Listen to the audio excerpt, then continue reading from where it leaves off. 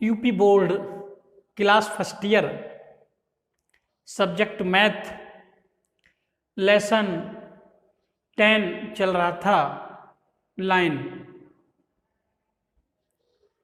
तो इसका ये लेक्चर नंबर 5 है। इससे पहले 4 लेक्चर मैं इसके कर चुका हूँ। जिन बच्चों ने वो 4 वीडियो ना देखी हों तो उन वीडियो को देख लें, क्योंकि जो मैं पढ़ाने जा रहा हूँ इसका संबंध सब पिछली वीडियो से ही है। यदि आप वो नहीं पढ़ोगे तो ये भी समझ में नहीं आएगा, तो इसलिए उन वीडियो को देखना बहुत ज़रूरी है। लेक्चर 5 में आज हम अंतःखंड के रूप में रेखा का समीकरण पढ़ने जा रहे हैं।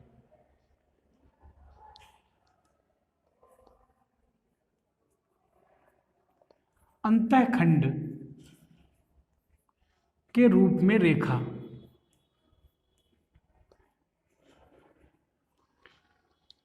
ये रेखा का अंतःखंड रूप होगा। तो वीडियो में शुरू से लास्ट तक बने रहें, क्योंकि जब तक आप पूरी वीडियो नहीं देखोगे तब तक आप लोगों की समझ में थोड़ा कम आएगा। इसलिए वीडियो को पूरा देखें जब भी देखें। तो इसमें एक रेखा है, ये तो वाई एक्सिस है और ये एक्स एक्सिस है। ये एक्स एक्सिस है और ये वाई एक्सिस है। तो एक रेखा है जो एक्स अक्ष से भी अंतःखंड काट रही है, ये मूल बिंदु है, और वाई अक्ष से भी अंतःखंड काट रही है। दोनों अक्षों से अंतःखंड काटती हुई ये रेखा निकल रही है, इसीलिए इसका नाम दिया गया है अंतःखंड के रूप में रेखा। तो ये कोई रेखा है,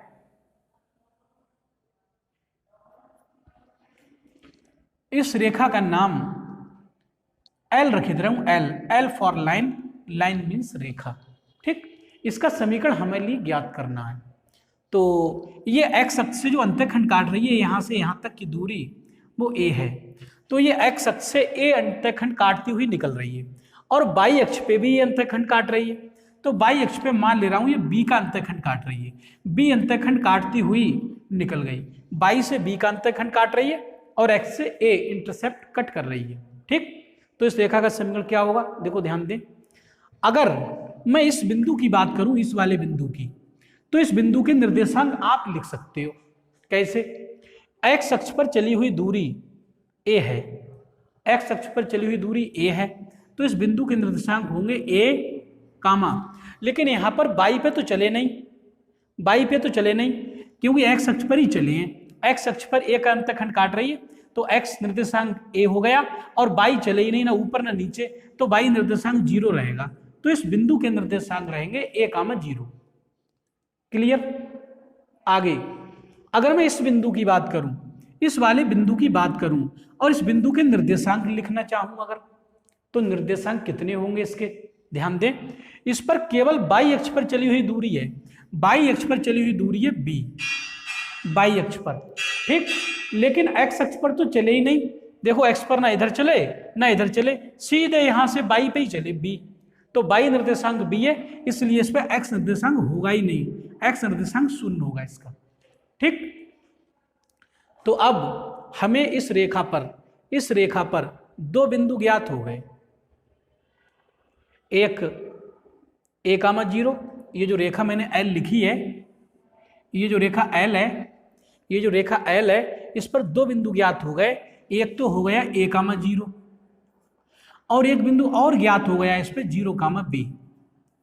अब हम इसमें 2 बिंदुओं से होकर जाने वाले रेखा का समीकरण का सूत्र लगा दे रहे हैं, फिर इस रेखा का समीकरण निकल जाएगा, क्योंकि हम लोग 2 बिंदुओं से जाने वाले रेखा का समीकरण पिछले लेक्चरों में पढ़ चुके हैं। तो मैं इसमें 2 बिंदुओं से जाने वाली रेखा,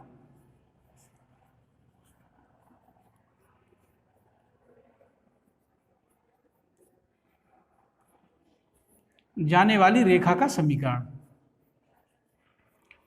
और 2 बिंदुओं से जाने वाली रेखा का समीकरण आप लोग क्या पढ़ चुके हो, ध्यान दें।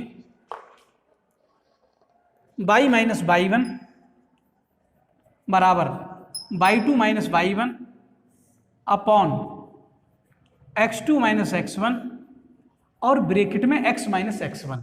ये मैं पिछले लेक्चरों में आपको पढ़ा चुका हूं। तो ये जो बिंदु है पहला वाला बिंदु, इसके लिए मैं x1 y1 कह दे रहा हूं, x1 y1। और जो दूसरा वाला बिंदु है इसके लिए मैं x2 y2 कह दे रहा हूं, x2 y2। तो यहाँ x1 का मान a है, y1 का मान 0, x2 का मान 0, y2 का मान b, ये सब इसमें रख दे रहा हूं। तो इस लाइन का समीकरण आ जाएगा, मीन्स L रेखा का समीकरण आ जाएगा y माइनस y1 के स्थान पे 0 बराबर y2 के स्थान पे b minus y1 0 upon x2 के स्थान पे 0 माइनस x1 के स्थान पे a और ब्रैकेट में x माइनस x1 के स्थान पे a। तो ये यहाँ से टोटल कंप्लीट मिलेगा y बराबर, यहाँ से मिलेगा b अपॉन माइनस a और ब्रैकेट में x माइनस a। ठीक, ये x है, x माइनस a। यहाँ क्रॉस मल्टीप्लाई करा दे रहा हूँ, इसके अपॉन में 1 लिखे दे रहा हूँ। तो माइनस a की और y की मल्टीप्लाई माइनस के ay माइनस ay और b की मल्टीप्लाई अंदर हो जाएगी उसमें, तो ये मिलेगा bx और माइनस का ab, ये मिलने लगेगा। bx तो ऐसे ही रखा, ये ay इधर ले आए तो ay प्लस के हो जाएंगे, माइनस के ab इधर ले आए प्लस के हो गए। ठीक, अब इसमें टोटल में मैं ab से भाग कर दे रहा हूं, यहाँ लिख दे रहा हूं ab से भाग करने पर, मीन्स ab से डिवाइड कर दे रहा हूं पूरी समीकरण के लिए। तो यहां से ये मिलेगा ab अपॉन ab बराबर bx बटे ab प्लस ay बटे ab। मैंने ab से भाग कर दिया, तो यहां से b से b कैंसिल हो जाएगा, a से a कैंसिल हो जाएगा, ab से ab कट जाएगा, 1 आ जाएगा यहाँ से। तो ये मिलेगा x upon a plus y बटे b बराबर, इस साइड में 1 आया निकल गए, या इसे ऐसे भी लिख सकते हैं, इस साइड को पहले लिख सकते हैं x upon a plus y upon b बराबर 1 के है। ठीक है, तो x upon a plus y upon b is equal 1। तो कोई भी रेखा अगर x अक्ष पे a का अंतःखंड काटेगी और y अक्ष पे b का अंतःखंड काटेगी, तो उस रेखा का समीकरण x upon a plus y upon b बराबर 1 ये होगा। जैसे फॉर एग्जाम्पल एक उदाहरण भी दे रहा हूं, उदाहरण से थोड़ा ज़्यादा समझ में आ जाता है। जैसे अगर कोई रेखा है आपकी, ये कोई रेखा है, ये x एक्सिस है और ये y एक्सिस है। ठीक है, तो ये कोई रेखा है, ये अंतःखंड काटते हुए निकल गई, x अक्ष पे 3 का अंतःखंड काटती हुई निकल गई, y पे 4 का अंतःखंड काट रही है। ये रेखा x पे 3 का अंतःखंड काट रही है और y पे 4 का अंतःखंड काट रही है। तो इस रेखा का समीकरण क्या होगा? इस रेखा का समीकरण यही तो होगा, ये होगा क्या, x अपॉन a,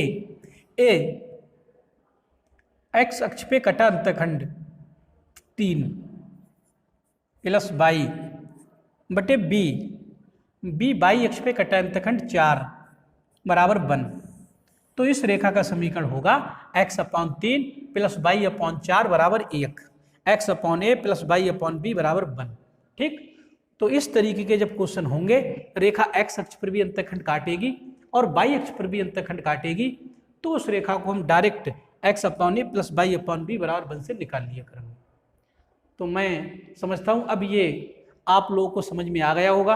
अंतःखंड के रूप में रेखा का समीकरण, जब भी मैं आपसे पूछूंगा अंतःखंड के रूप में रेखा का समीकरण, तो आप कहोगे x upon a plus y upon b बराबर 1। ठीक, यहाँ तक कंप्लीट हुआ। तो इस वीडियो में इतना ही। वीडियो को लाइक कर दें, चैनल को सब्सक्राइब कर लें और मेरे द्वारा पढ़ाई जाने वाली इस वीडियो को यार दोस्तों में भी शेयर कर दिया करो, जिससे गरीब और कमज़ोर वर्ग के बच्चे भी इस निःशुल्क, सस्ती और मुफ्त शिक्षा से लाभान्वित हों और भविष्य में एक अच्छे गणित छात्र के रूप में जाने जा सकें। तो इस वीडियो में इतना ही। धन्यवाद।